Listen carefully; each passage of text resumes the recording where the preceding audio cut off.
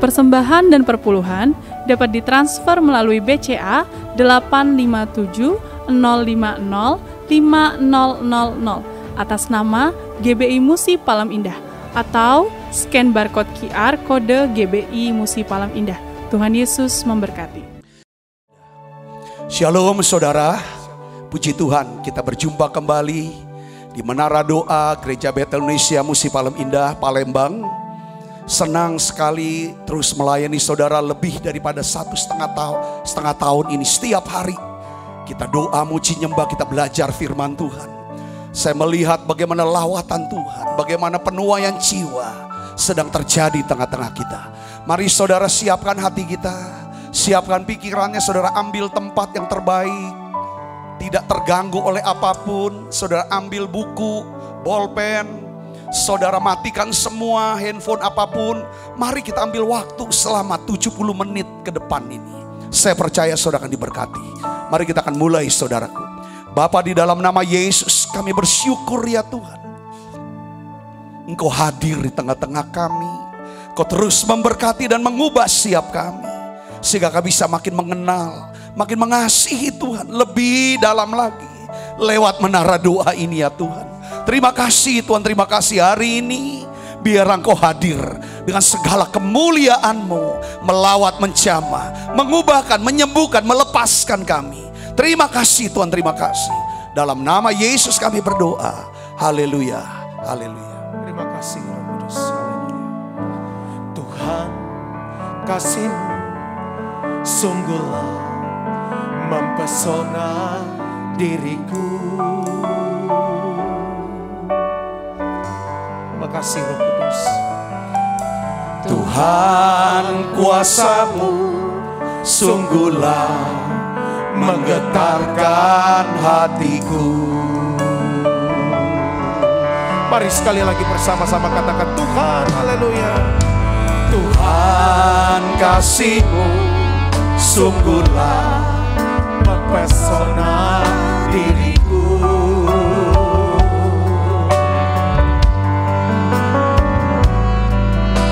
Tuhan, kuasa-Mu sungguhlah menggetarkan hatiku.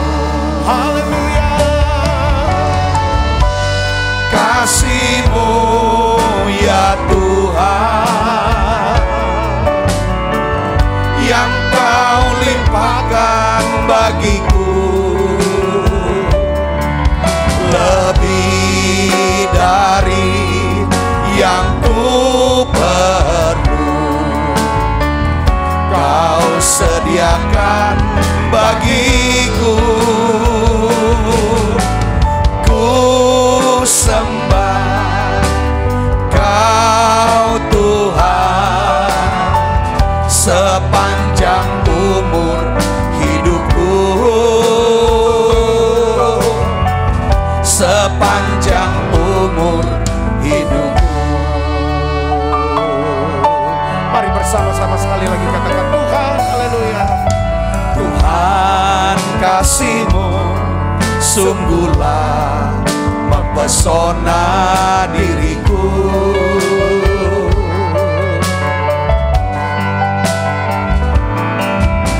Tuhan, kuasa-Mu sungguhlah menggetarkan hatiku. Haleluya. Kasih-Mu ya Tuhan yang Kau limpahkan bagiku, lebih dari yang ku perlu. Kau sediakan bagiku. Ku sembah Kau Tuhan sepanjang umur hidupku, sepanjang umur hidupku. Kasih-Mu, kasih-Mu ya Tuhan yang yang kau limpahkan bagiku lebih dari yang ku perlu. Kau sediakan bagiku, ku sembah Kau Tuhan sepanjang Yesus hidupku, sepanjang umur hidupku. Sekali lagi,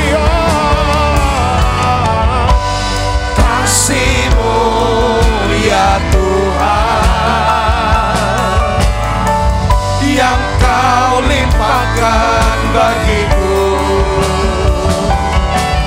lebih dari yang ku perlu.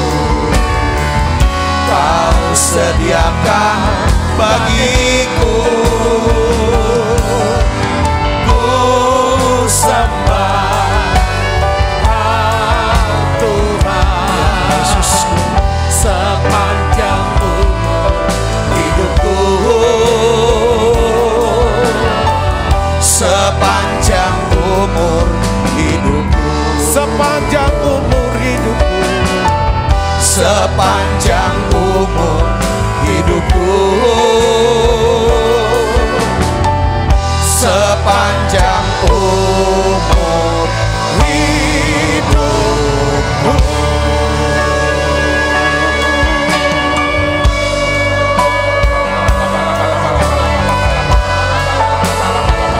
kebaikan-Mu ya Tuhan yang tak pernah habis di hidupku. Ku berjuang sampai akhirnya Kau dapati aku tetap setia. Telah kulihat kebaikan-Mu yang tak pernah habis di hidupku. Ku berjuang sampai akhirnya Kau dapati aku tetap setia. Mari dari awal katakan, selidiki aku, Selidiki aku, lihat hatiku, apakah ku sungguh mengasihi-Mu Yesus. Kau yang Maha tahu dan menilai hidupku, tak ada yang tersembunyi bagi-Mu. sekali lagi katakan, selidiki aku, Lihat hatiku, apakah ku sungguh mengasihi Yesus. Kau yang Maha tahu dan menilai hidup, tak ada yang tersembunyi bagi. haleluya. Telah kulihat Kebaikan-Mu, Terima kasih Tuhan Yesus. Terima kasih untuk kebaikan-Mu. Terima kasih Tuhan untuk kemurahan Yesus. Tuhan Yesus. Tuhan Yesus. Biarlah dapati kami semua setia. Telah kulihat kebaikan-Mu yang tak pernah habis di hidupku. Ku berjuang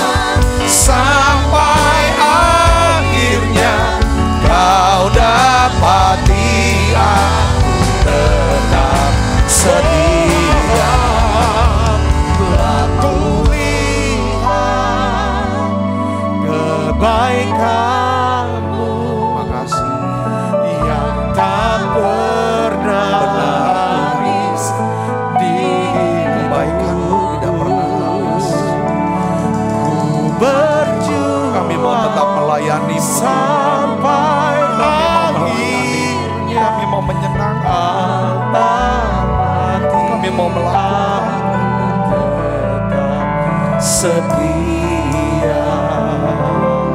Telah kulihat kebaikan-Mu. Ingat kebaikannya, saudara. Tak pernah Habis di hidupku, ku berjuang sampai akhirnya Kau dapati aku tetap setia.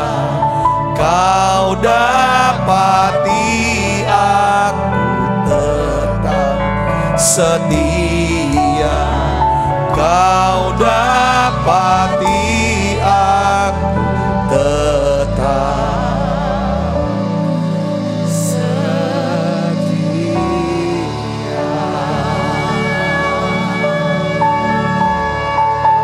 Ya Tuhan, beri kami kerendahan hati, hati seorang hamba, hati Engkau ya Tuhan, hatimu Yesus. Engkau roh model kami Yesus. Beri kami ya Tuhan hati yang mau melayani. Oh ya labak sini.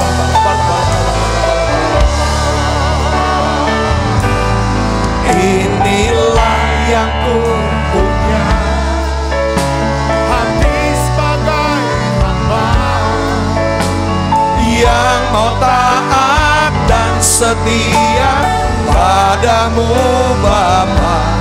Kemanapun ku bawa, hati yang menyembah dalam roh dan kebenaran sampai selamanya. Inilah yang ku punya, hati sebagai hamba yang mau taat dan setia padamu Bapa. Kemanapun ku bawa, hati yang menyembah dalam roh dan kebenaran sampai selamanya. Ini doa kami, mari bersama-sama katakan. Ku tak membawa apapun juga saat ku datang ke dunia. Ku tinggal semua pada akhirnya saat ku kembali ke surga. Inilah yang ku punya, hati sebagai hamba yang mau taat dan setia padamu Bapa.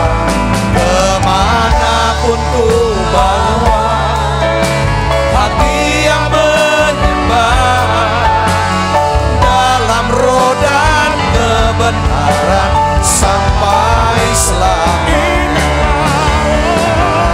Inilah yang ku punya, hati sebagai hamba yang mau taat dan setia padamu Bapa. Kemanapun ku bawa, hati yang menyembah dalam roh dan kebenaran Sampai selamanya. Mari bersama-sama katakan bagaimana ku membalas kasih-Mu. Segala yang ku punya itu milik-Mu, itu milik-Mu. inilah yang ku punya, hati sebagai hamba yang mau taat dan setia padamu Bapa, kemanapun ku bawa hati yang menyembah dalam roda kebenaran sampai selamanya.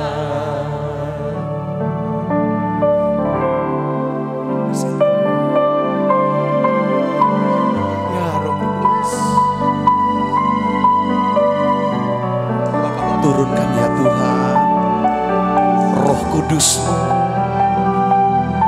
yang mengubah setiap hati kami, sehingga kami bisa menjadi serupa dengan Kristus, lemah lembut, rendah hati, dan rela untuk melayani.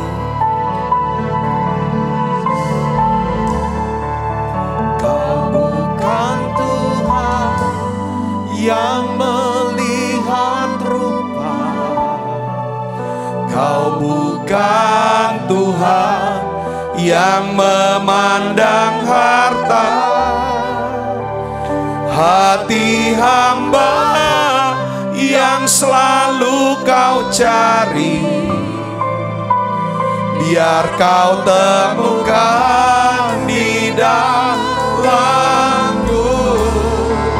Selama ku hidup, ku mau menyembah-Mu, sebab Engkau sangat berarti bagiku. Yang terbaik yang ada padaku, ku persembahkan kepadamu.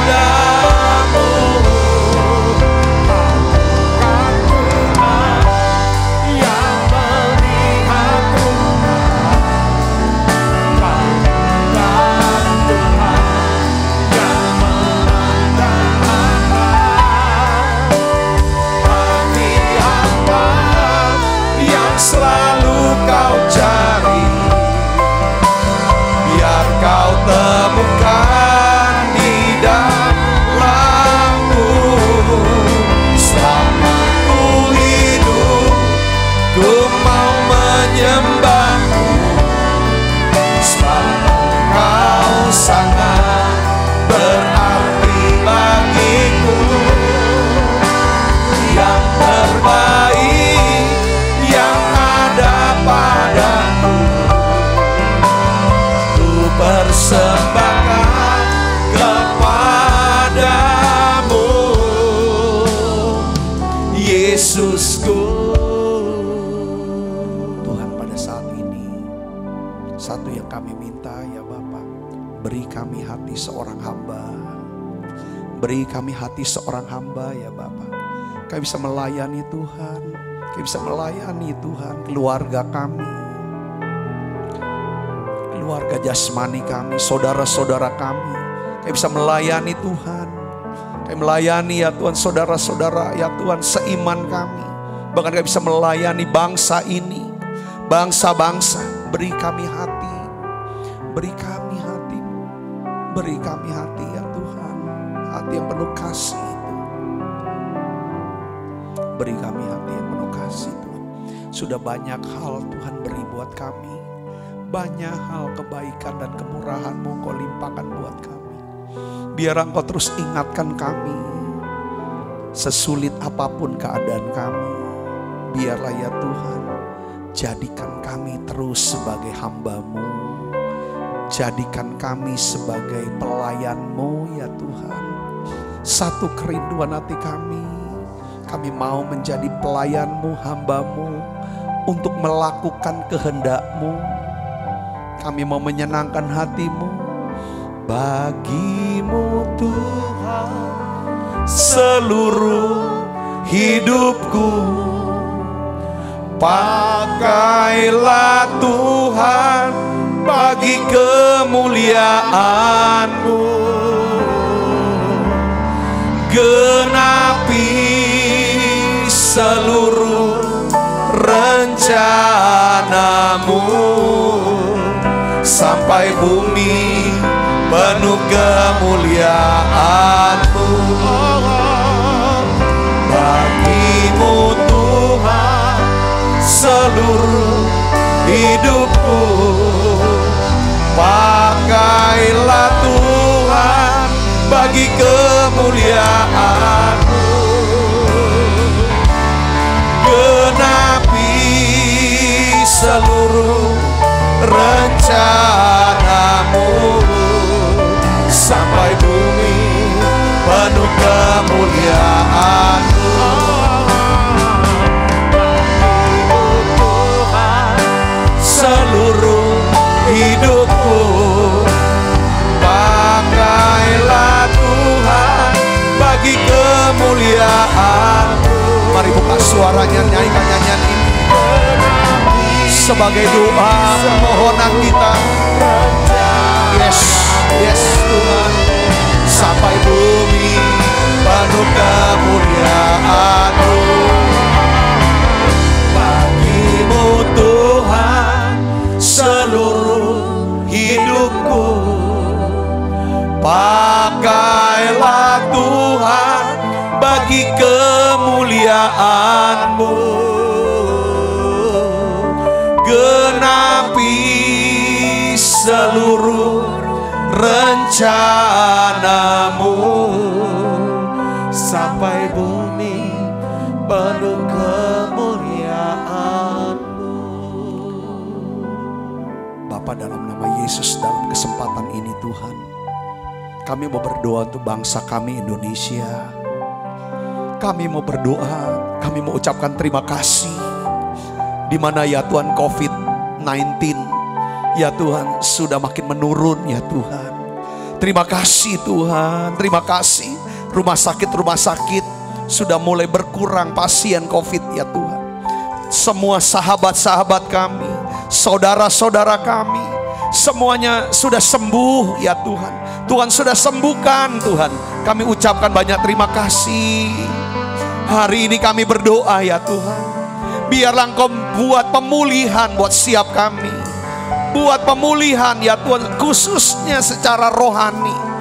Terjadi satu kebangunan rohani Tuhan. Biar orang-orang yang sudah lama ya Tuhan menjauh dari Tuhan, semuanya akan datang kembali ke Tuhan. Biarlah Tuhan Kau berikan cinta yang mula-mula, kembali kepada kasih yang mula-mula. Yang lama sudah tidak beribadah, biarlah Kau tarik mereka untuk beribadah kembali. Selamatkan ya Tuhan. Tuhan pulihkan ya Tuhan anak-anak-Mu semua. Pulihkan rohani mereka, pulihkan ya Tuhan roh doa mereka, penyembahan mereka, ibadah mereka Yesus. Pulihkan mesbah mereka ya Tuhan. Di pelayanan mereka pulihkan ya Tuhan. Aku berdoa dalam nama Yesus. Tuhan, berkat-Mu turun atas Indonesia, atas setiap kami ya Tuhan. Dalam nama Yesus, Tuhan, aku berdoa turunkan berkat-Mu ya Tuhan. Untuk setiap anak-anak-Mu yang hadir di menara doa ini, Kau memberkati ya Tuhan jasmani mereka. Kalau mereka sakit Tuhan sembuhkan. Beri mereka tubuh yang sehat, umur yang panjang, badan yang segar, supaya kami bisa pakai tubuh ini memuliakan Tuhan. Tuhan memberkati, memulihkan setiap hubungan dalam nama Yesus, khususnya pernikahan-pernikahan Tuhan pulihkan dalam nama Yesus. Tuhan pulihkan keuangan anak-anak-Mu, ekonomi anak-anak-Mu, ekonomi kota dan bangsa kami. Biarlah Kau memberkati dan buka jalan untuk bisnis mereka, pekerjaan mereka. Mujizat terobosan terjadi, mujizat terobosan keuangan terjadi. Aku berdoa ya Tuhan, turunkan ya Tuhan berkat-Mu. Aku mengasihi anak-anak-Mu semua di tempat ini ya Bapa. Kasih-Mu ya Tuhan. Biarlah siap kami mau hidup untuk melayani, menyenangkan hati-Mu Yesus. Oh ya la bakashini bila bala bala bala bala bala bala. Oh ya la bakashila bala bala bala bala bala bala bala bala bala bala. Mari buka suaranya berbahasa roh saudaraku. Biar melodi lagu ini terus. Oh ya la bakashila bala bala bala bala bala bala bala bala bala bala bala bala bala.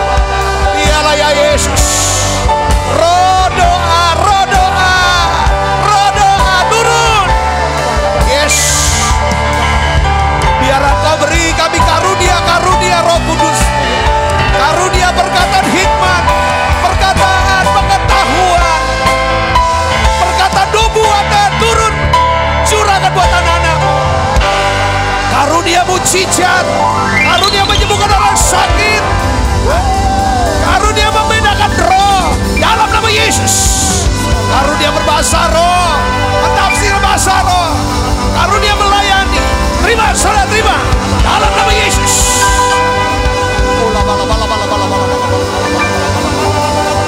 Oh ya, terima kasih dalam nama Yesus.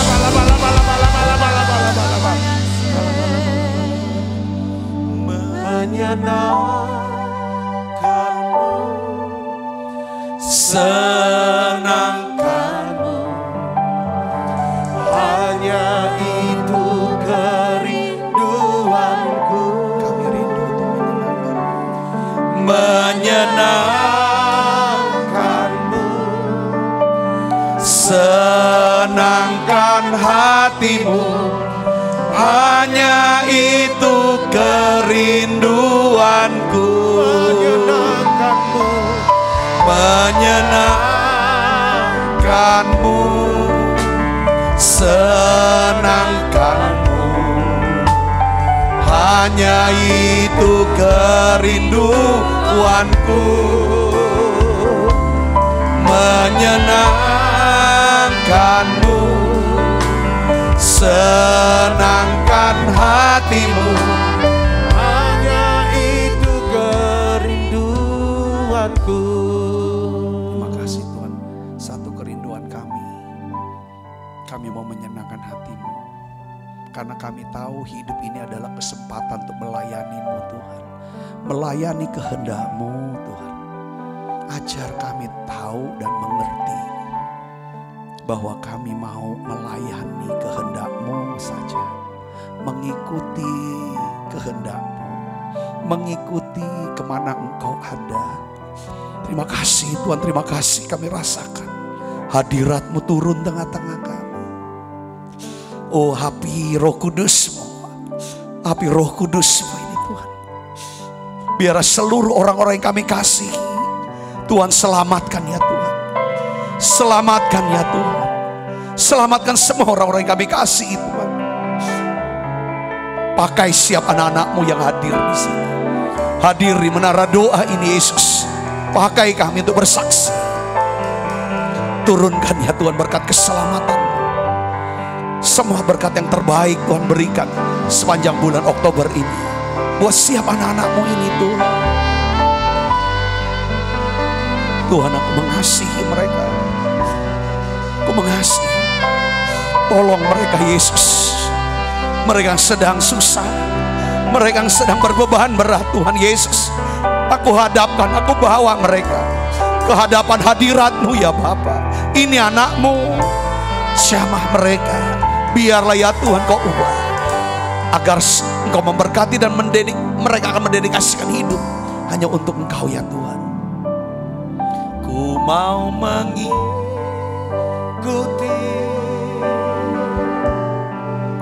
kehendak-Mu ya Bapa.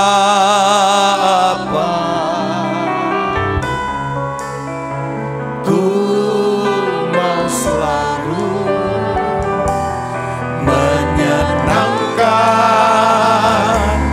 hati-Mu.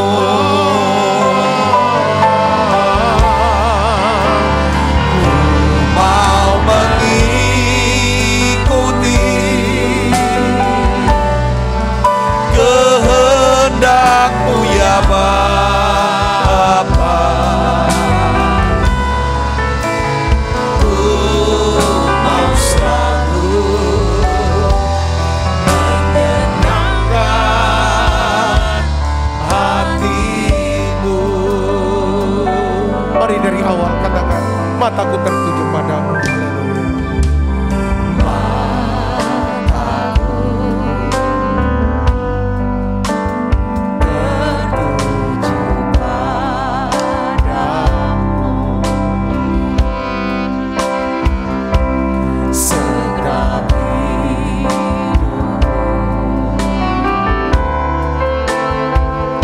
Serahkan padamu,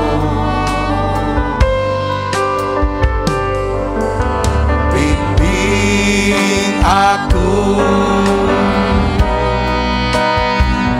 masuk rencanamu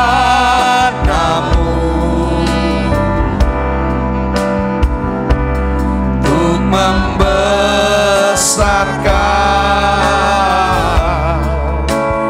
kerajaanmu.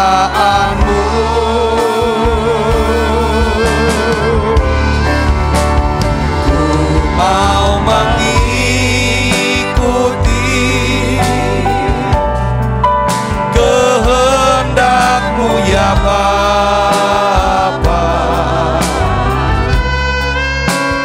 Ku mau selalu menyenangkan hati-Mu. Ku mau mengikuti kehendak-Mu ya Bapa.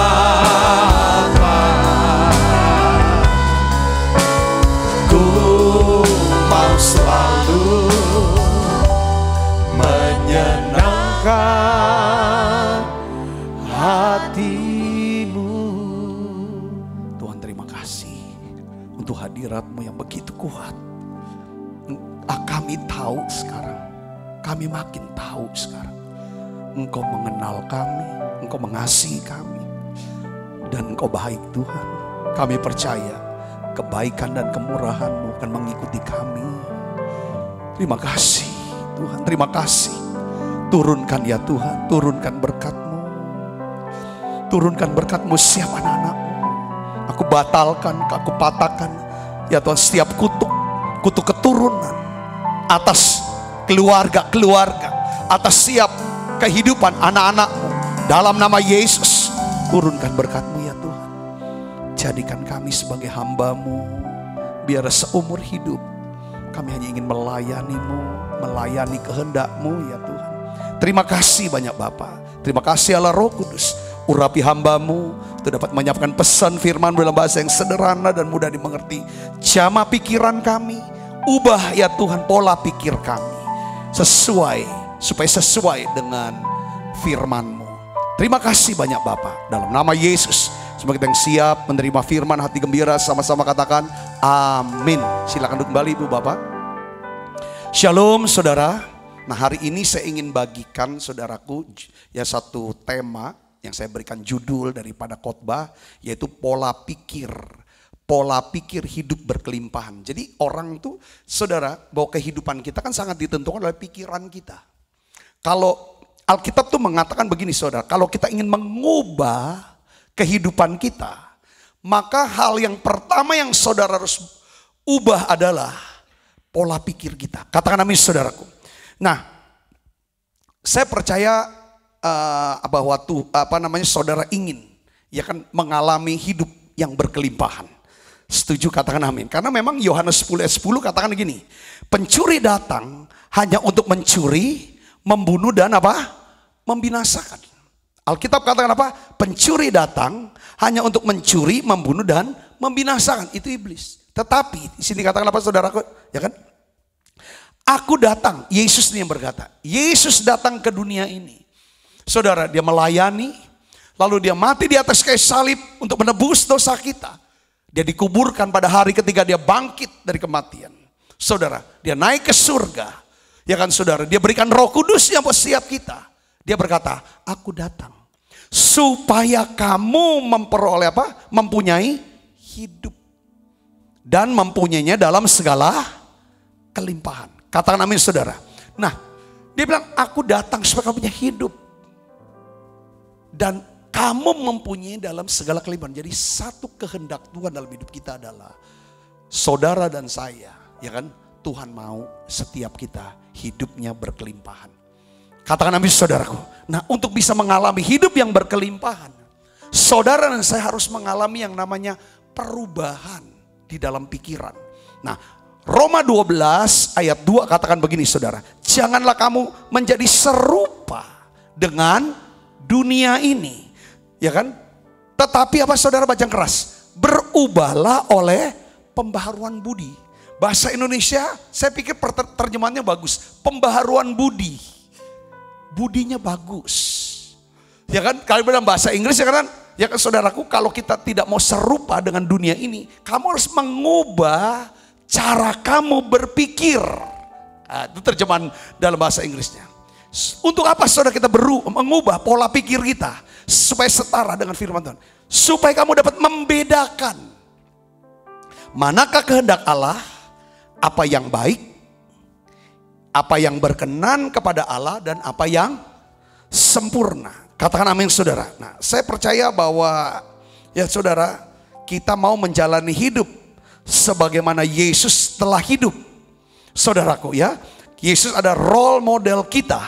Ya kan, dia adalah hamba Tuhan yang sejati, pelayan Tuhan yang sejati.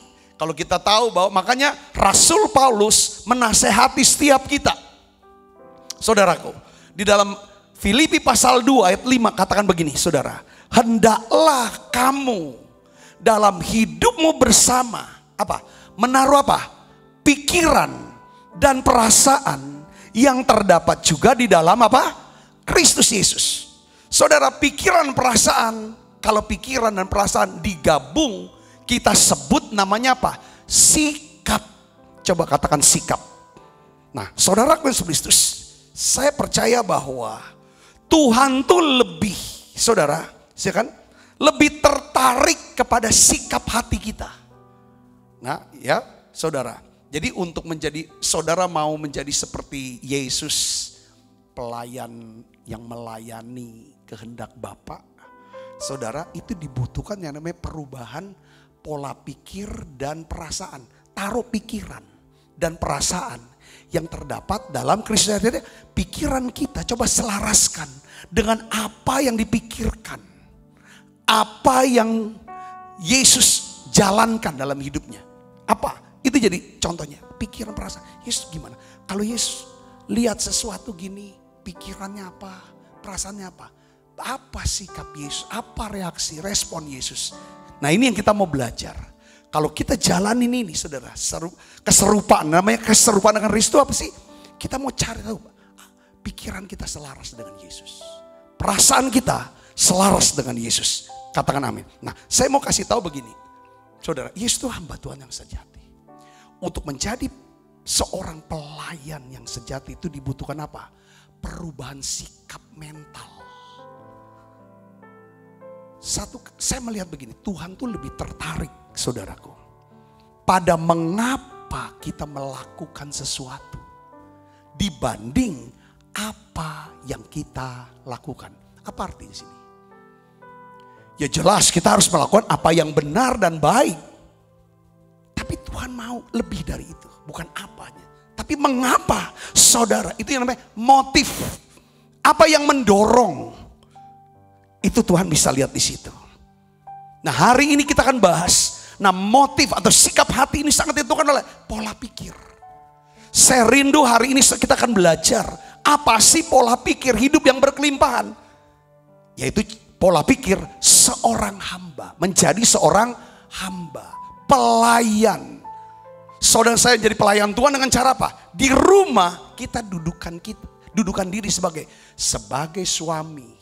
Aku mau melayani istriku. Sebagai bapak, aku akan menjadi pelayan buat anak-anakku. Wah, kalau sikap ketika kita mulai ada di kantor, di tempat kerja, tempat bisnis, saya mau menjadi pelayan. Ya kan, buat siapa? Buat orang yang di kantor. Saya bekerja ini bukan cuma sekedar untuk cari uang, tapi saya sedang melayani mereka. Kalau perusahaan ini bisa jalan dengan baik, mereka bisa digaji dengan tepat waktu, dapat kesejahteraan dengan baik, disitulah pelayanan saya. Itu pola pikir ini yang harus ada di dalam pikiran kita. Katakan amin saudara. Tetapi apa yang kita lakukan, saudaraku, di mata Tuhan oke, bagus. Tapi Tuhan mau, kenapa kamu lakukan? Ada seorang raja Israel namanya Amazia. Raja Amazia itu kehilangan kemurahan Tuhan. Saya catat. Karena apa saudara? Nih lihat sini saudara. Dia melakukan apa yang benar di mata Tuhan. Oke. Tetapi hanya Tapi hanya tidak dengan apa? Segenap hati. Kehilangan kemurahan Tuhan. Hari Minggu, ibadah hari Minggu saudara, saya bahas tentang saudara, mengapa kita tidak perlu khawatir akan hari besok atau masa depan. Itu ada 3 hal. Karena ada kebaikan Tuhan yang bekerja di sekitar kita. Ada kemurahan Tuhan yang bekerja di dalam kita. Nah, pada waktu saya bahas tentang kemurahan Tuhan bekerja dalam diri kita. Inilah yang menyebabkan, saudara, kemurahan Tuhan yang menyebabkan kita ini diubah. Karena kemurahan Tuhan bekerja dalam kita, dalam pikiran kita, dalam hati kita. Dari orang yang sombong, kemurahan Tuhanlah yang mengubah kita menjadi orang yang rendah hati. Dari orang yang egois, hanya mentingkan diri sendiri. Mau menang sendiri, pendapatnya harus diikutin, kehendaknya harus turun, suaranya harus didengarkan. Menjadi seorang yang apa saudaraku? Yang murah hati, bisa peduli, bisa mengerti akan kebutuhan orang. Itu kerjaan siapa? Itu kemurahan Tuhan. Kata namanya saudara, kita menjadi hidup jadi lebih tenang, lebih damai. Itu karena kemurahan Tuhan. Kemurahan Tuhan bekerja dalam hati kita. Saya juga bahas bahwa ya kan, kebaikan kemurahan itu bekerja seumur hidup kita. Selesai kita hidup di dunia, ketika kita meninggalkan dunia, Alkitab katakan apa? Aku akan diam dalam rumah Tuhan sepanjang masa. Artinya apa? Kemuliaan Tuhan menanti di depan kita yang percaya sama Yesus. Katakan amin saudara. Di sini Raja Amasya, dia sudah melakukan apa yang benar, tetapi motifnya tidak semua. Dia mendua. Nanti saudara baca kisahnya gimana. Saya berdoa supaya kita tidak kehilangan yang namanya kemurahan Tuhan. Katakan amin saudara. Oleh, kita nyanyi lagi nih. Oleh karena kemurahan Tuhan ku ada sampai hari ini. Oleh karena kebaikan Tuhan, janjimu terjadi bagiku. Jadi kemurahan Tuhan yang mengubah kita saudaraku. Ya kan, pola pikir kita kan diubah serupa dengan Kristus. Itu karena ada kemurahan Tuhan. Kita bisa dapat kemurahan Tuhan kalau kita belajar untuk menjadi orang yang apa? Lemah, lembut, dan rendah hati. Nah, hari ini saudara, secara cepat saya akan bagikan ada 5 pola pikir hidup berkelimpahan sesuai dengan kehidupan Tuhan Yesus saudara.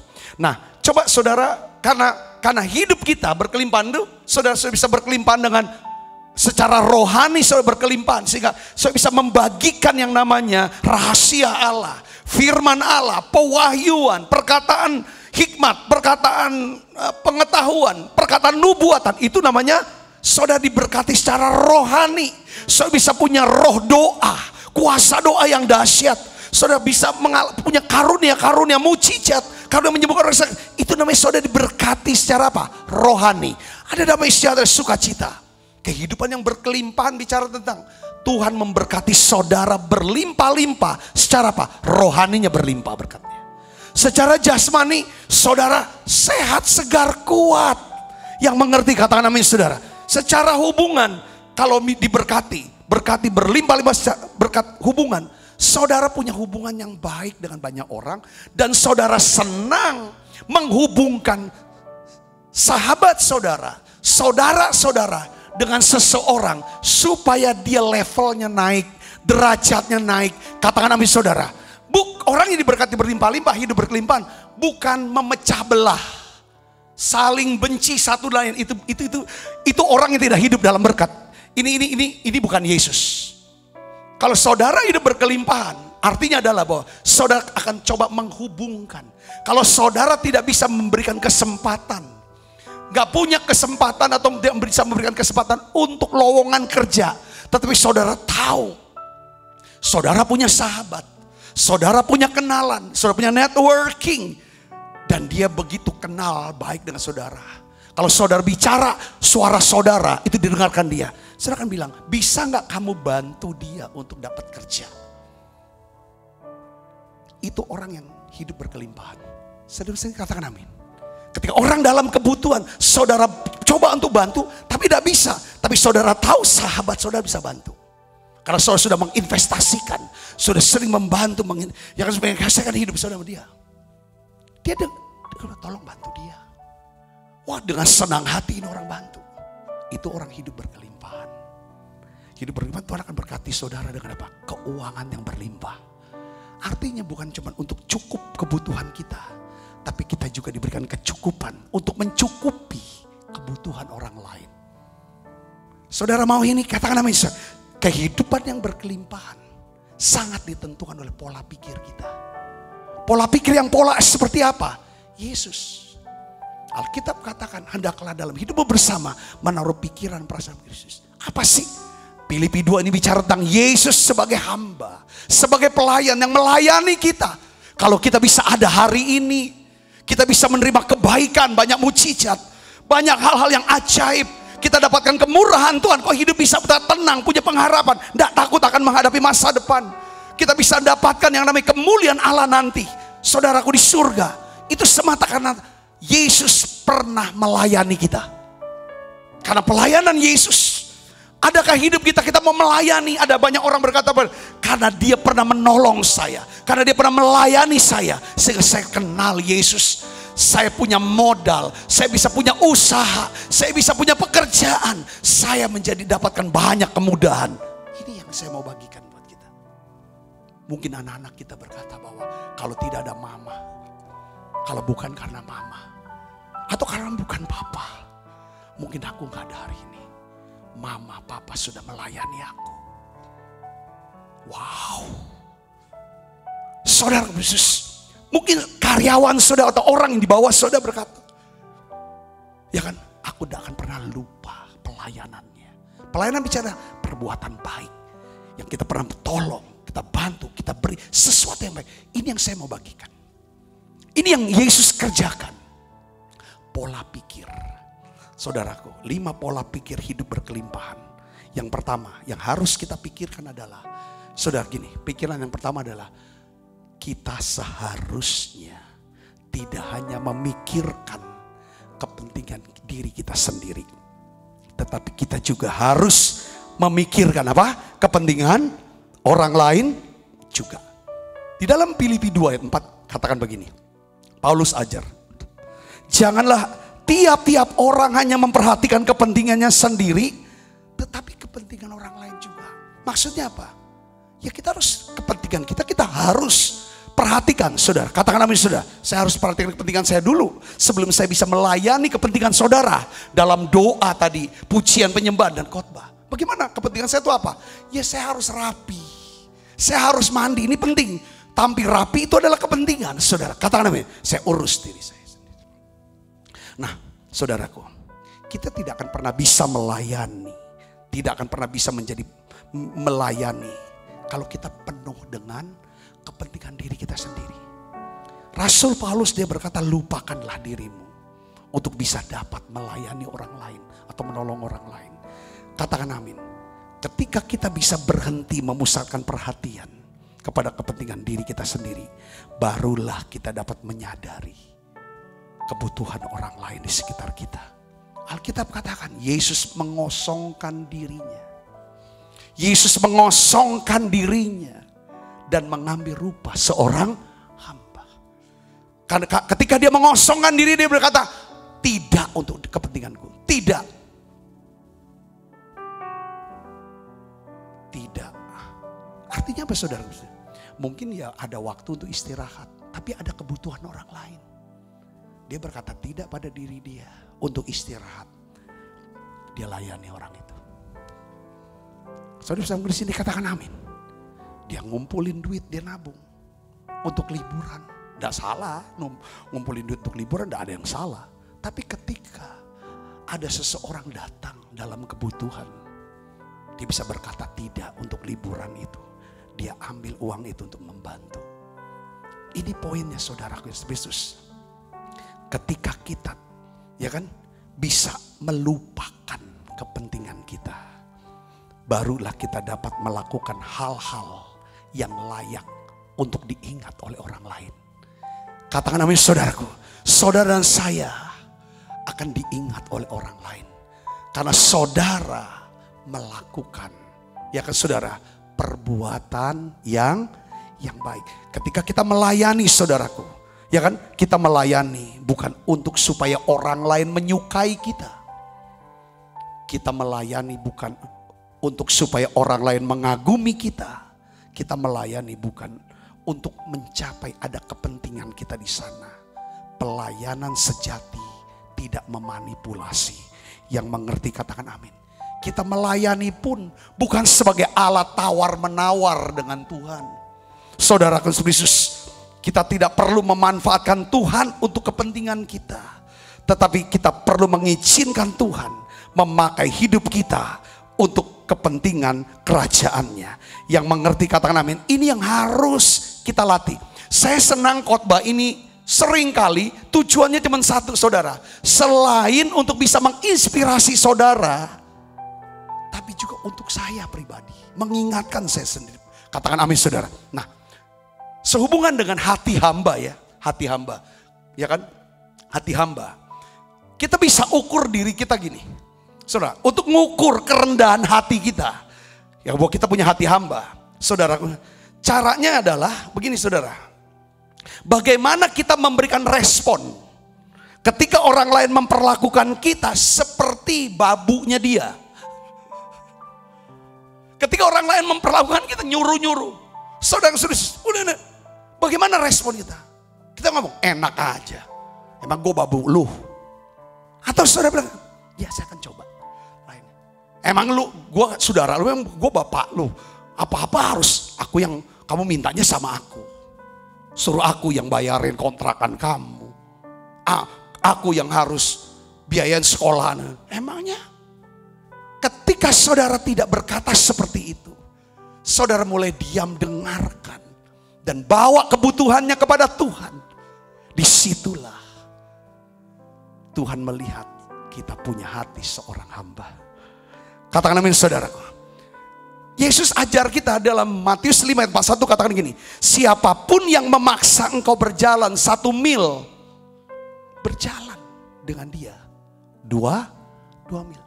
Peraturannya saudara, kalau ketemu prajurit Romawi, orang Yahudi itu, orang prajurit Romawi itu punya hak.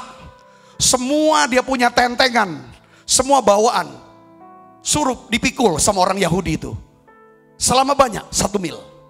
Kalau ada prajurit Romawi, ya kan minta kamu pikul semua ranselnya, segala barang-barang dia. Kamu harus pikul selama 1 mil. Tuhan bilang, kamu jalan tambahin 2 mil. Kalau ada orang minta baju kamu kasih jubah. Nah ini Tuhan sedang mau ajar tentang apa? Hati seorang hamba. Saya percaya ini kunci saudara. Saudara mau jadi pengusaha. Kalau saudara punya hati hamba, saudara akan jadi pengusaha besar. Saudara jadi pejabat, tapi saudara layani sebagai hati hamba. Gak pentingan diri sendiri. Saudara, saya yakin saudara akan menjadi pejabat yang dicintai. Katakan amin saudara. Kita sudah diperlihatkan, dipertontonkan. Bagaimana presiden kebanggaan kita, Pak Jokowi, berada di Papua hari-hari ini. Saudara, berapa hari? Saudara, apa yang dia lakukan itu nyentuh hati saya. Saya bilang ini orang cinta sama orang Papua. Orang Papua kalau bisa disentuh hatinya, saya selalu ngomong, dia akan berikan nyawa dia untuk kita. Saya 3 tahun di Papua. Saya melayani di sana di Papua. Saya melihat orang Papua, orang yang tulus, yang polos, yang baik. Saudara Kristus, ya kan? Mereka kalau kita sentuh hatinya. Wow. Saya harus pulang ke Jakarta. Ibadah perpisahan, itu kami nangis. Saudara, peluk-pelukan kami nangis. Sepertinya kok saya berat tinggalkan Papua pada waktu itu. Saudaraku, tahun 89 pada waktu itu. Saudara Kristus. Ini yang saya percaya bahwa ketika kita bisa mengosongkan diri, udah dah singkirkan dulu udah kepentingan soal waktu, soal kebisaan, soal uang untuk kita. Coba kita mulai. Saudara akan dibilang, Tuhan bilang ini pelayanku yang luar biasa, yang baik dan setia. Pikiran yang pertama ada itu. Yang kedua, pikiran apa saudara? Yang kita pola pikir Yesus itu apa? Saudara sini. Kita harus berpikir bahwa pelayanan atau melayani adalah kesempatan atau privilege, hak istimewa, bukan kewajiban. Saudara, kalau kita bisa melayani saudara keluarga kita, sebagai laki-laki, sebagai suami, sebagai bapak, saudara bekerja mencari nafkah di luar, saudara bisa membantu istri dalam rumah tangga, membantu anak-anak, harus melihatnya sebagai apa? Bukan kewajiban. Jangan bilang kewajiban, tetapi itu adalah kesempatan. Kalau saudara diberi percaya oleh gereja, saudara untuk melayani, ambil bagian tugas pelayanan di gereja, jangan lihat sebagai kewajiban, tapi lihat ini kesempatan. Katakan, atau hak istimewa. Saudara yang mengerti, percaya katakan, anggap ini kesempatan dan kehormatan. Layani dengan segenap hati. Layani dengan kualitas yang baik. Karena gini, kalau kita melayani karena kewajiban, ujungnya saudara, kita ini akan menuntut hak kita. Di mana ada kewajiban, pasti di situ ada hak. Kalau kita udah ngerasa bahwa aku sudah jalankan ini kewajiban aku akan tuntut hakku. Berupa apa? Upah, kepentingannya. Entah ekonomi lah, entah harga diri lah, entah semua jabatan, kekuasaan, segala macam. Tapi kalau saudara, kalau cuma kewajiban, saudara melayani sebatas kewajiban. Tapi kalau pelayanan, kita layani Tuhan. Layani Tuhan. Kita memang lakukannya kepada manusia, tapi seperti kita melayani Tuhan. Ini sebagai kesempatan. Dengar baik saudara, kita akan melayani dengan kualitas yang terbaik. Kita kerjakan dengan segenap hati. Dampaknya apa saudaraku? Hidup kita akan semakin berhasil. Hidup kita akan semakin apa? Berbuah. Dampaknya apa saudara? Semuanya kata Tuhan akan ditambahkan kepadamu. Apapun yang saudara kerjakan sebenarnya. Sebagai apapun kalau saudara utamakan. Pelayanan ini, pekerjaan ini, aku lihat sebagai pelayanan saya. Tugas ini sebagai pelayanan saya. Pelayanan bukan kewajiban. Pelayanan adalah kesempatan dan kehormatan. Beberapa tahun yang lalu saudara, saya dapat kesempatan didampingi oleh beberapa teman pengerja mendoakan seorang anak muda. Saudaraku, dia sudah punya istri, masih muda lah, umurnya sekitar paling 20-an atau 30-an tahun. Dia terkena kanker stadium akhir. Dokter bilang usianya tidak akan lama lagi, sekian bulan akan meninggal dunia. Lalu saya datang, saudara, ya kan sama teman. Lalu kami dengerin dia ngomong, dia minta saya doakan. Saya doakan. Dia cerita begini, dia ngomong bahwa memang punya kankernya kan ajal. Dia bilang, dia bicara sama kami gini, saya menyesal Pak Sabta. Kenapa saya harus sia-siakan hidup saya? Saya hidup menurut hawa nafsu, keinginan duniawi segala macam. Dia ngomong, Pak Sabta, doakan saya. Kalau saya sembuh, saya akan melayani Tuhan. Saya akan sungguh-sungguh sama Tuhan. Tolong Pak Sabta, doakan saya supaya saya sembuh. Ya kita doakan. Saya cuma doakan yang menyembuhkan Tuhan Yesus. Saudara Yesus, dia bilang begitu seperti itu. Saya hanya ngomong, waktu yang masih tersisa ini, kapanpun itu Tuhan mau kasih, pakai untuk melayani. Apa yang ada padamu. Entah itu waktu, entah itu kebisaan, entah itu uang yang kamu, apapun yang masih ada, kamu pakai. Gak usah nunggu sembuh dulu. Selama kamu masih terbaring di rumah sakit, kamu bisa naikkan doa syafaat. Kamu masih bisa bicara, kamu bisa ngomong sama istrimu. Pakai uang untuk kemuliaan Tuhan, untuk bantu orang. Untuk nama Tuhan dipermuliakan. Pakai itu, lakukan itu seperti itu. Saudaraku Yesus, saya mau kasih tahu saudaraku, kita melayani Tuhan karena kita mengasihi Tuhan. Setuju gak saudara? Katakan amin. Kita melayani keluarga kita, kita melayani apapun. Itu sebagai rasa syukur kita karena kebaikan Tuhan. Katakan amin saudara. Seorang pelayan Tuhan harusnya mengerti panggilan tertinggi dalam hidup ini adalah apa? Melayani.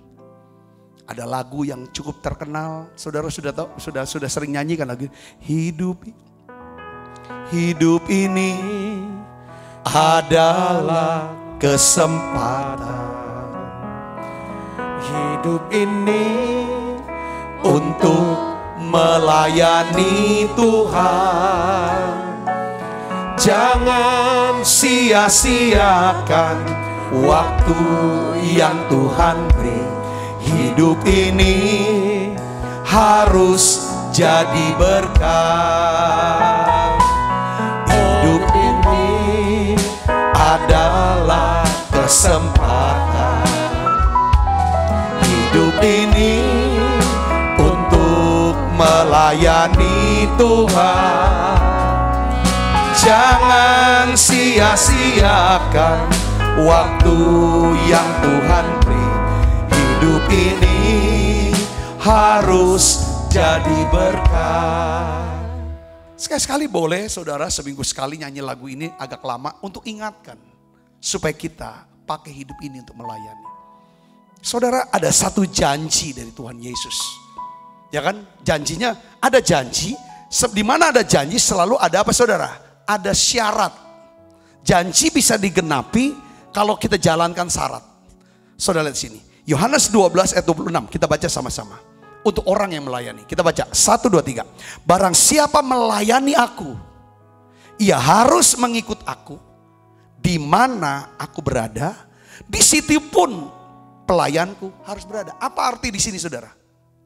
Barang siapa melayani aku, diingatkan lagi, ia akan dihormati Bapakku. Orang yang melayani Yesus, orang itu akan dihormati oleh Bapa. Artinya apa saudara? Dia akan pasti diberikan nama baik. Saudara akan punya nama baik. Alkitab katakan apa? Kitab Amsal, nama baik lebih berharga daripada apa? Kekayaan yang besar.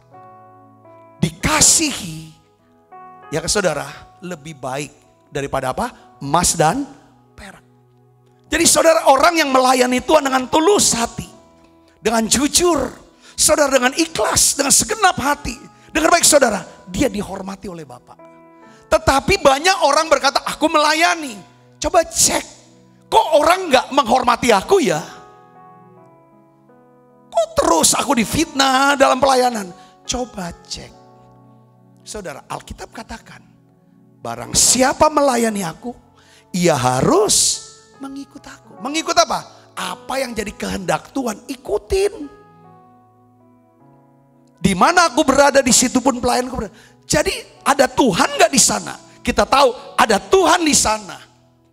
Karena kita tahu kehendak Tuhan.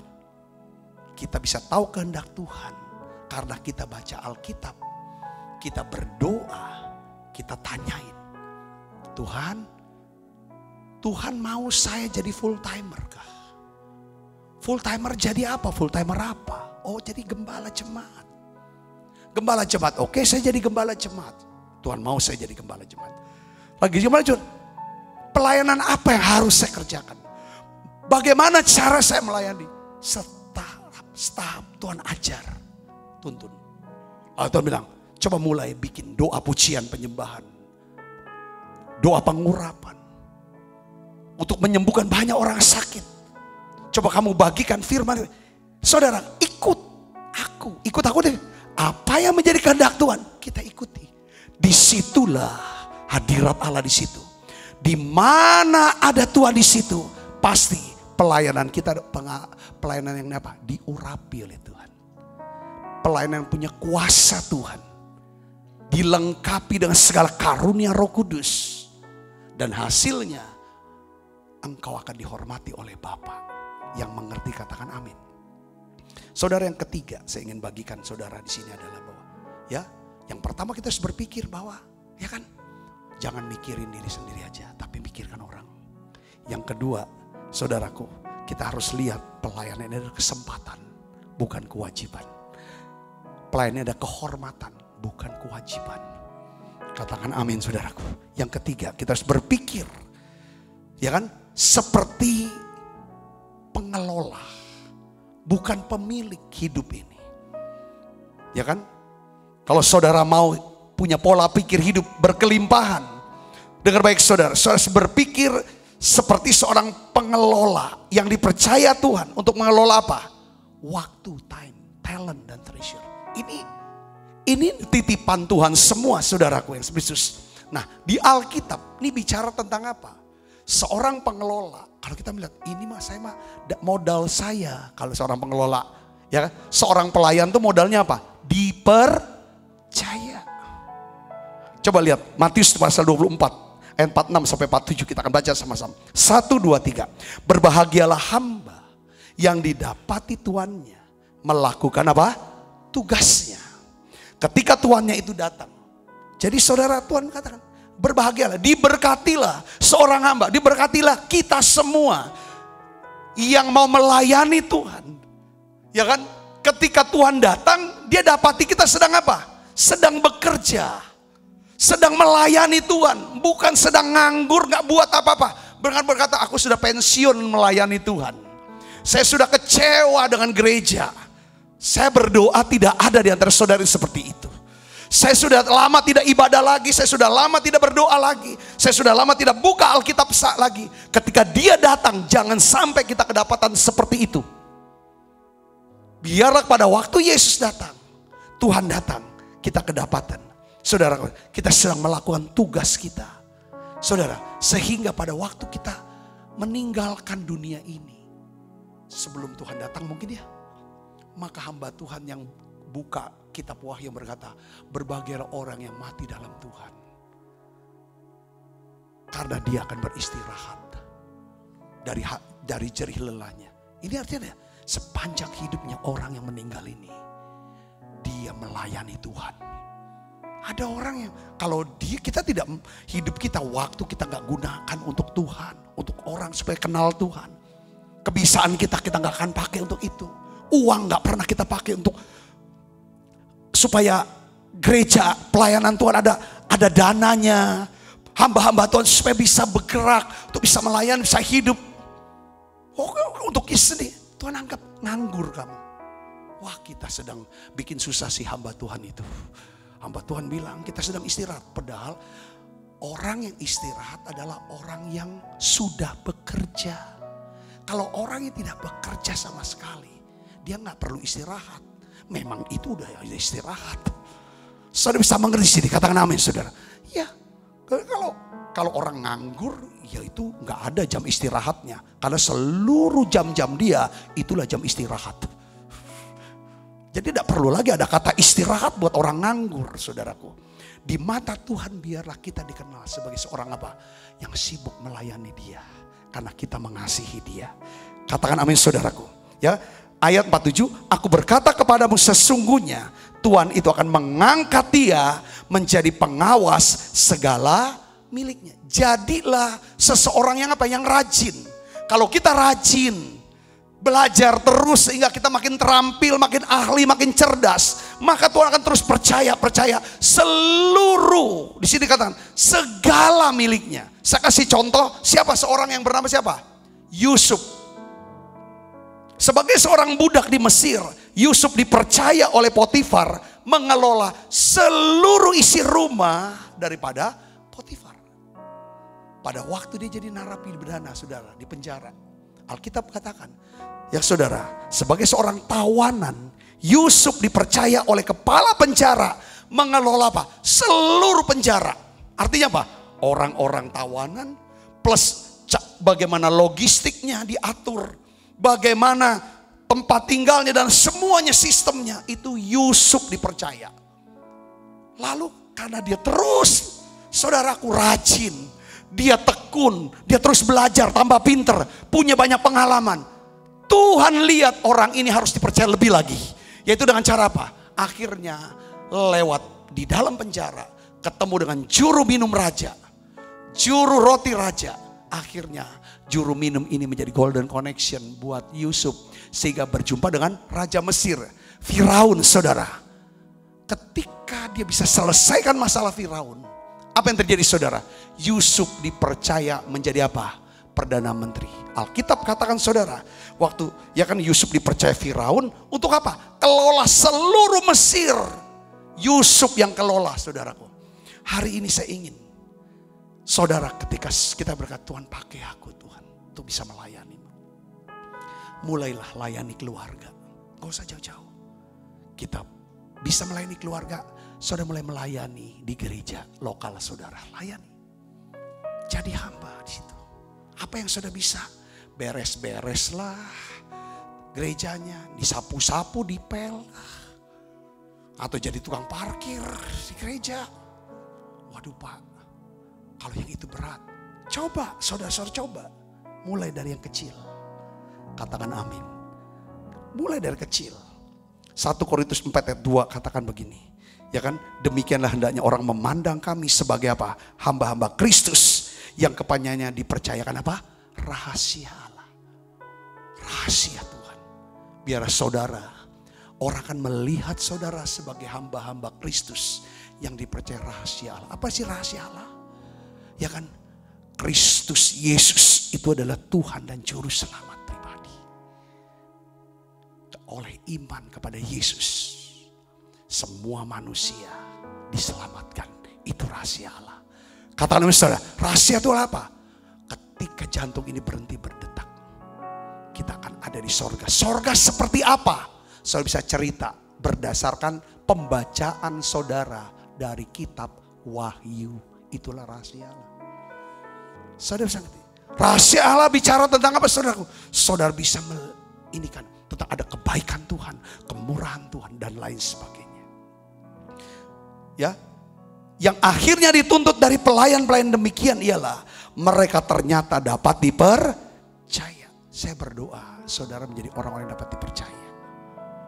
Tuhan akan percayakan kita. Itu dimulai dari apa saudara? Dari bagaimana kita mengelola uang. Kalau saudara bisa mengelola uang dengan benar, saudara, maka Tuhan akan percayakan rahasia dia. Pewahyuan, hikmat, pengetahuan, karunia-karunia, Roh Kudus.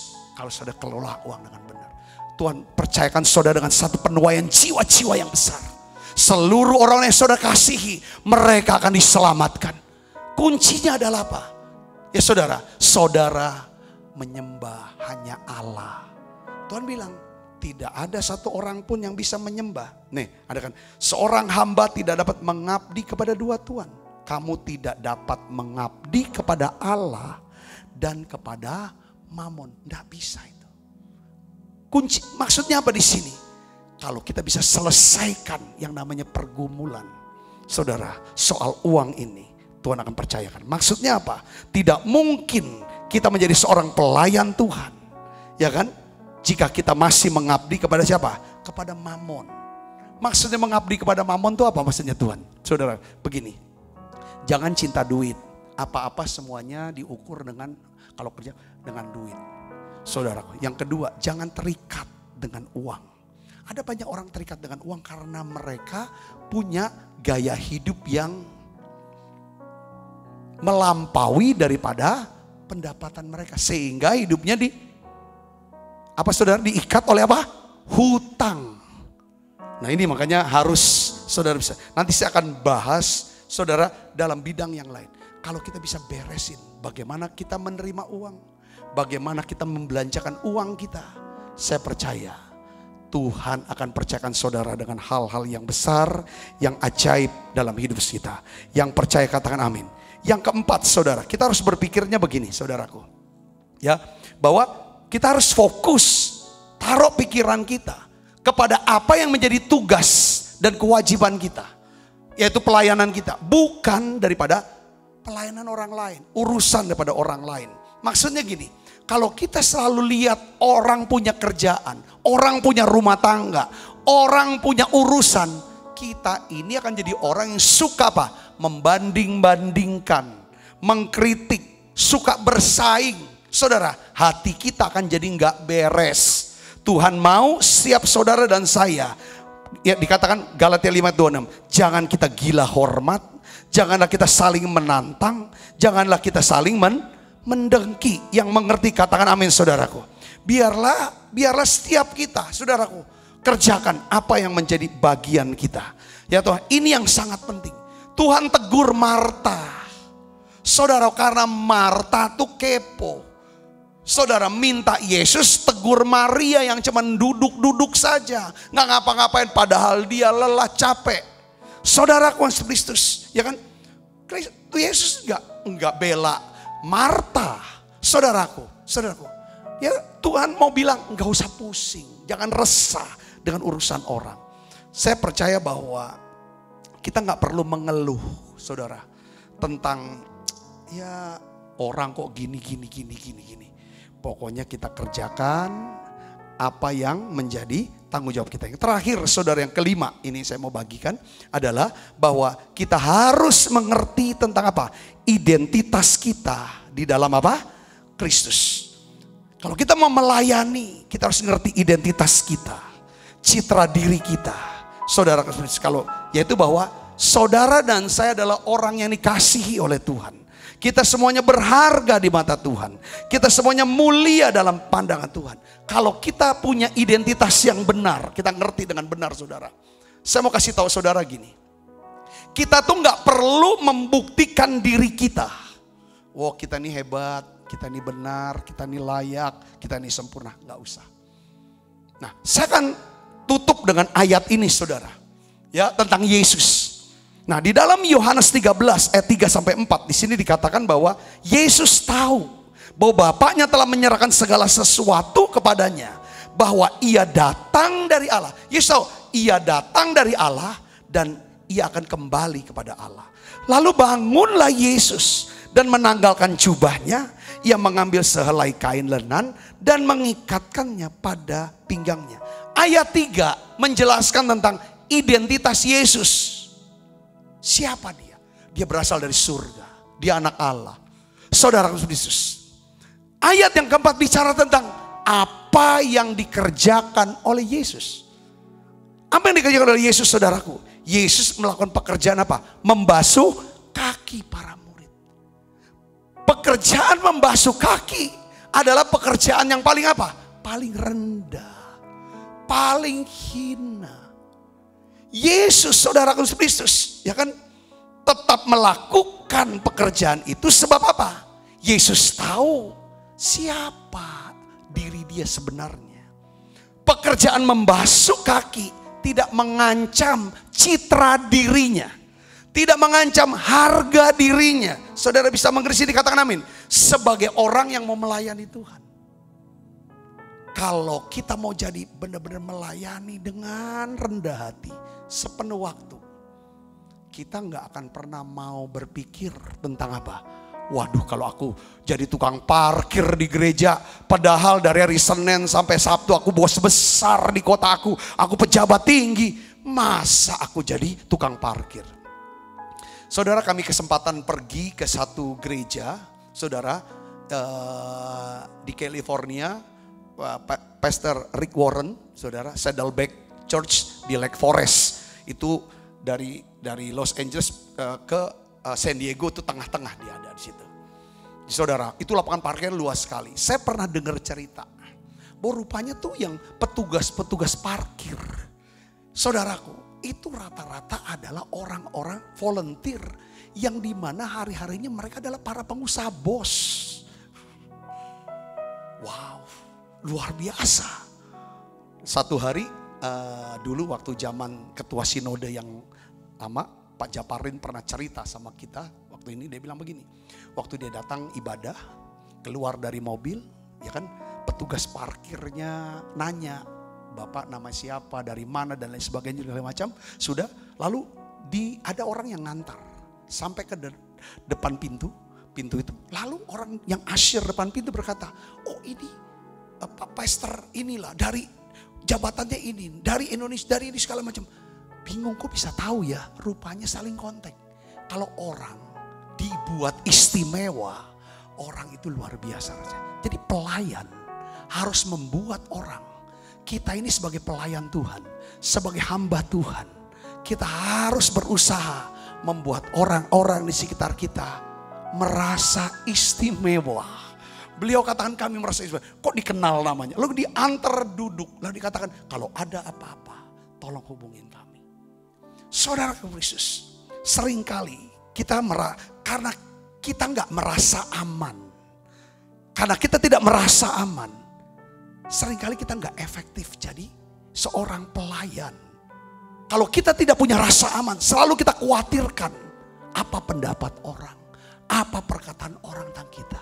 Kita selalu nanya, dia ngomong apa di belakang aku? Apa pendapat dia? Ya kan? Kalau kita nggak punya rasa aman, kita nggak ngerti identitas kita, kita mau jaga citra dan harga diri dengan cara kita kan selalu menuntut orang untuk layani kita. Hei, kamu nggak doain saya? Oh, kamu nggak ini? Saudara Yesus, kalau kita tidak punya rasa aman, kita akan tuntut pengakuan, persetujuan, penghargaan dari manusia. Dampaknya kita menjadi orang yang mudah tersinggung, merasa harga diri kita jatuh. Makanya kalau orang melayani ke saudara, ya kan karena ayo kamu layani dong. Ah enggak nanti dia tolak lagi. Kalau tolak aku malu lah.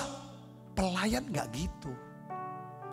Kalau dia layani ya dia tolak pelayanannya, ditolak kebaikannya, ditolak bantuannya. Ya sudah selesai, enggak merasa jatuh. Atau kadang-kadang sebagai pelayan saudara, dulu saya pernah merasa. Saudara saya merasa ini yang Tuhan koreksi terus, saya bertobat terus. Saya suka memberi kepada orang. Tapi ketika seseorang memberi kepada saya sudah jadi hamba Tuhan. Di depan orang banyak. Saya tahu dia tidak buat saya malu. Dia tidak mau mempermalukan saya. Tapi saya merasa saya dipermalukan dengan dia kasih uang di depan orang banyak. Wah Tuhan tegur saya. Kau ini belum jadi pelayan yang benar. Sombong kamu ini. Gengsi ya, jatuh harga diri kamu. Kamu terima amplop seperti itu. Iya Tuhan aku tobat, aku sombong Tuhan. Dah apa? Orang gak maksud untuk bikin kamu malu. Kok kamu merasa malu? Orang yang bikin malu kamu, yang malu-maluin kamu, yang jelek-jelekin kamu. Seharusnya kamu tidak usah merasa malu. Kalau kamu punya identitas yang benar di dalam Kristus, itu pelajaran yang saya dapatin. Saya bisa ngerti sini, katakan amin saudara. Saya berdoa, saudara diberkati dengan pesan ini. Tutup mata kita. Bapa dalam nama Yesus.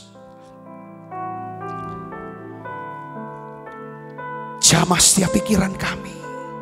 Jamah setiap hati kami. Beri kami Tuhan pikiran yang lembut dan rendah hati. Kami ingin punya pola pikir hidup berkelimpahan. Seperti Yesus. Jamah ya Tuhan setiap kami. Kami mau berpikir. Ya Tuhan kami mulai mau pikirkan tentang kepentingan orang lain. Kebutuhan setiap orang. Dan kami mau melayani mereka. Tuhan Yesus. Biarlah ya Tuhan setiap kami semua yang hadir dalam menara doa ini. Kami akan berpikir bahwa melayani, menolong orang adalah kesempatan. Bukan kewajiban. Tuhan Yesus tolong kami Tuhan. Biar kami berpikir bahwa hidup ini adalah soal kepercayaan. Kami dipercaya untuk kelola daripada waktu hidup kami. Talenta, kesanggupan dan juga keuangan kami. Bapa dalam nama Yesus percayakan kami dengan hal-hal yang lebih besar. Biarlah Tuhan fokus pikiran perhatian kami adalah kami mau menyelesaikan kehendak Tuhan. Pelayanan yang Tuhan beri buat setiap kami. Tuhan Yesus kami berdoa juga. Biarlah kami bisa mengerti identitas, citra diri kami di dalam Tuhan. Berkat-Mu turun untuk setiap anak-anak-Mu ya Tuhan. Sebentar kami akan makan perjamuan kudus. Biarlah ya Tuhan perjamuan kudus ini ya Tuhan yang membuat semua berkat terbaik yang Tuhan sediakan buat kami bisa terima. Terima kasih banyak Bapa. Dalam nama Yesus kami berdoa. Haleluya. Amin. Kau bukan Tuhan. Kita makan perjamuan kudus ya saudara. Melihat rupa. Kau bukan Tuhan yang memandang harta. Hati hamba yang selalu kau cari, biar kau temukan di dalamku. Selama ku hidup Ku mau menyembahmu, sebab Engkau sangat berarti bagiku. Yang terbaik yang ada padaku, ku persembahkan kepadamu, Yesusku. Sebab apa yang telah kuteruskan kepadamu telah kuterima dari Tuhan, yaitu Tuhan Yesus. Pada malam waktu Yesus akan mengambil roti, angkat roti saudara, dan sudah itu mengucap syukur atasnya. Ia memecah-mecahkannya dan berkata, inilah tubuhku yang diserahkan bagi kamu, perbuatlah ini menjadi peringatan akan aku, saudaraku. Bukankah roti tangan kita ada persoalan kita dengan tubuh Kristus? Mari kita makan dalam nama Yesus.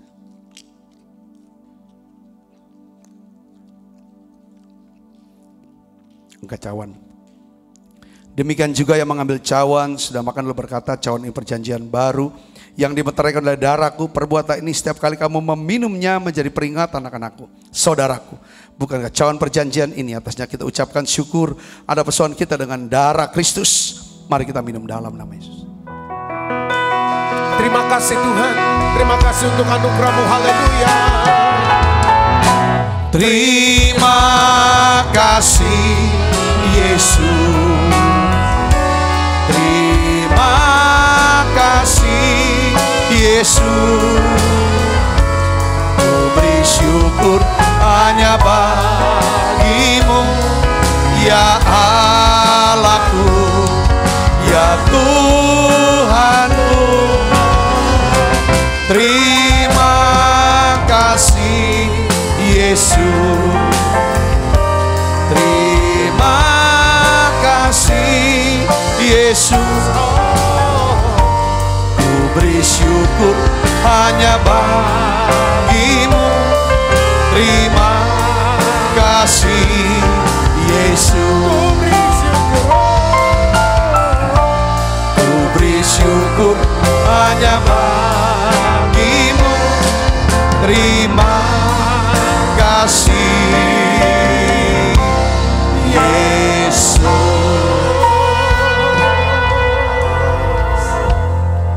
Bapa, dalam nama Yesus, turunkan berkat-Mu untuk setiap anak-anak-Mu sekali lagi Tuhan. Bungkuslah mereka dengan kuat kuasa darah-Mu. Malaikat Tuhan berpasukan mengawali langkah hidup kami semua. Limpah rahmat rezeki Tuhan berikan. Kesehatan, kekuatan menjadi bagian hidup kami. Kekasih Kristus, buka kedua tangan kita, arahkan hati pandang kita ke surga. Kekasih Kristus, terimalah berkat yang berlimpah-limpah daripada Allah Bapa, dalam anaknya yang tunggal Tuhan kita Yesus Kristus. Persoalan yang manis Roh Kudus menyertai saudara semua, mulai daripada saat ini sampai Yesus datang menjemput kita dengan permai, dan sampai selama-lamanya. Semua kita yang percaya dan berkati sama-sama katakan amin. Tuhan berkati saudara semuanya.